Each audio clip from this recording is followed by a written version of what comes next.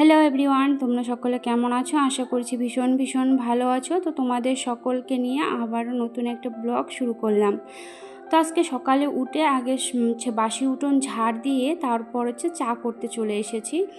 আর মেয়ে তো ওঠেনি, তাই আগে চাটাই করে নিলাম। আর চাটা করে খাওয়ার পরে দেখি মেয়েও উঠে পড়েছে। তো মেয়েকে এখানে বসিয়ে রেখেছি, বিছানার মধ্যে বসিয়ে রেখে আমি কিন্তু কাজগুলো করে নেব। তো আমি তো এদিকে একটা করে কাজ করি আর ও এদিকে এলোমেলো করে। তো ছোট বাচ্চা, যাই হোক, এরকম তো করতেই থাকবে। তো এটাই ভালো লাগে বেশি, বাচ্চারা দুষ্টুমি করে বলেই কিন্তু ভালো লাগে। দুষ্টুমি যখন করবে না, আমার তো মেয়ে প্রচুর দুষ্টু, যখন দুষ্টুমি করে বিরক্ত লাগে মাঝে মাঝে যে কেন এত দুষ্টুমি করে, একাই তো সামলাতে হয় তাই।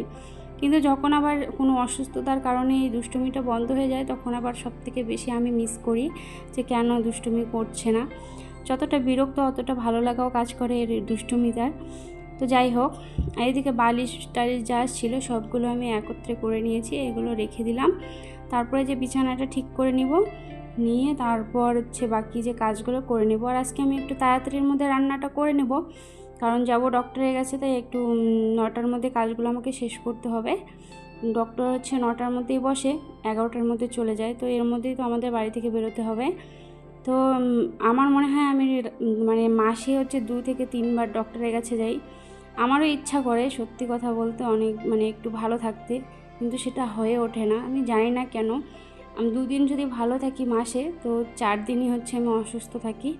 তো আমারও তো ইচ্ছা করে যে একটু সুস্থ হয়ে থাকবো। আর এই দেখো, আমি এদিকে কাজ করছিলাম আর মেয়ে এখানে কী করছে আমি সত্যি কথা দেখিনি। যখন আমি এডিটিংয়ে বসেছি, এরকম দেখে তো আমার প্রচুর হাসি পাচ্ছিল মেয়ের কাণ্ডকীর্তি দেখে।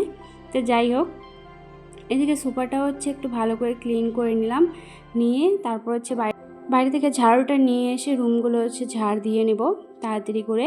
আর এদিকে মেয়ে তো খেলছে ও একা একা। আর দেখো কীরকম এলোমেলো করার স্টাইলটা, শুধু দেখো। ওর জন্য আমার বাকি কাজগুলো হয়ে ওঠে না খুব তাড়াতাড়ি। আমি একটা করি তো ও একটা এদিকে এলোমেলো করে রাখে। তো যাই হোক, ওকে নিয়ে তো আমার এভাবেই কাজ করতে হয় সারাটা দিন। তো কোনো ব্যাপার না, এখন হ্যাবিট হয়ে গেছে। প্রথম একটু অসুবিধা হতো, এখন আর হয় না। তারপরে যে ঘরগুলো মুছে নিলাম, মুছে নিয়ে তারপরে কিন্তু আমি সোজা রান্না বসিয়ে দেবো, কারণ লেট করা যাবে না। প্রায় 8টা সাড়ে 8টা বেজেই গেছে, তাই ভাবলাম আগে মুছে নিই, তারপর রান্না করব। তো এইদিকে শুধু মাংস বসিয়ে দিয়েছি, শুধু মাংস রান্না করব, আর কিছু করব না, ভাত আর মাংস। আর এইদিকে মেয়ের জন্য খিচুড়ি একটু বসিয়ে দিয়েছি ওকে খাওয়ানোর জন্য।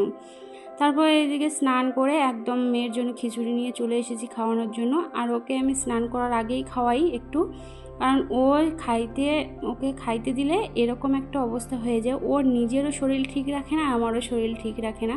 তোমরা দেখতেই পাচ্ছ, একদম থুতু করে দেবে, কি করবে একাকার। তো তার জন্য ওকে স্নানের আগে খাইয়ে দিচ্ছি।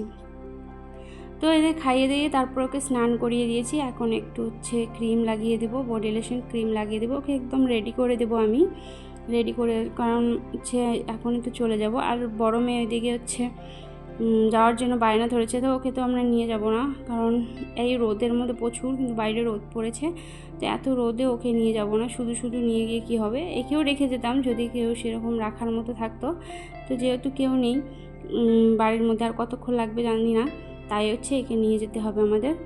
তারপরে একে রেডি করে দিচ্ছি। আর এ তো ঠিকঠাক থাকবেই না, এত দুষ্টু, একটু ঠিকঠাক থাকবে না। তারপরে রেডি হয়ে গেছি, একদম 2 মা মেয়ে রেডি হয়ে একদম আয়নার সামনে চলে এসেছি। আর মেয়ের দেখো শুধু মোবাইলটাই নেবে।